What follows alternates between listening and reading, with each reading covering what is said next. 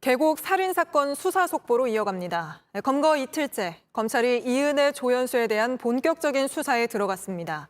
하지만 이은혜는 수사에 비협조적이고 조현수는 혐의를 부인하고 있는 걸로 전해집니다.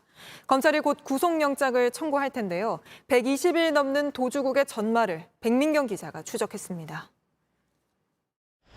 검찰은 이은혜와 조현수를 이틀째 조사 중입니다. 하지만 조사 과정이 쉽지 않아 보입니다. 통상 자수한 이들과 달리 이은혜는 조사에 아예 협조하지 않고 있고 조현수는 진술은 하지만 혐의 대부분을 부인하는 걸로 알려졌습니다. 이들의 도피 행적을 바탕으로 지금의 태도를 분석해봤습니다. 이은혜와 조현수는 연고지인 인천에서 지난해 12월 사라집니다. 경찰은 이들의 최근 3년 동안 통신 내역은 물론 주변인을 샅샅이 조사했습니다. 생활 방식과 반경, 취향까지 파악한 겁니다. 그리고 은신처로 인천에서 얼마 떨어지지 않은 경기 고양시 부근을 특정했습니다.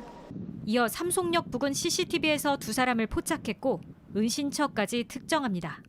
지하철역 바로 옆, 인파가 많은 도심 한복판 오피스텔이었습니다. 쫓기는 피의자는 심리적 안정을 찾기 위해 자신의 근거지에서 가깝고 익숙한 환경에 숨는다는 분석도 나왔습니다. 이 신원 확인 가능성이 높기 때문에 그래서 도심 속에 은닉하는 것이 제일 오히려 성공 확률이 높다. 경찰은 이은혜의 은신처를 특정하고도 급습하지 않았습니다.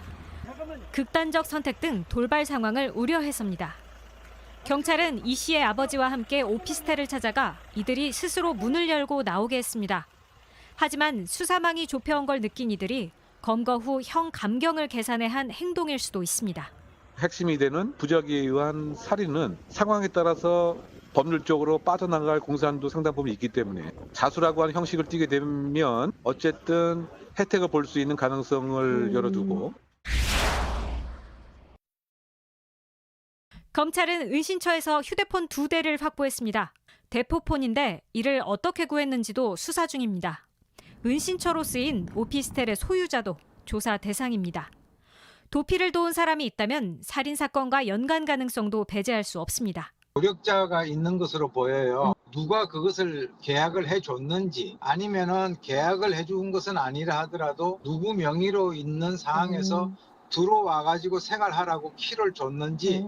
검찰은 늦어도 체포 후 48시간이 되는 내일 정오 전까지 구속영장을 청구한다는 계획입니다. JTBC 백민경입니다.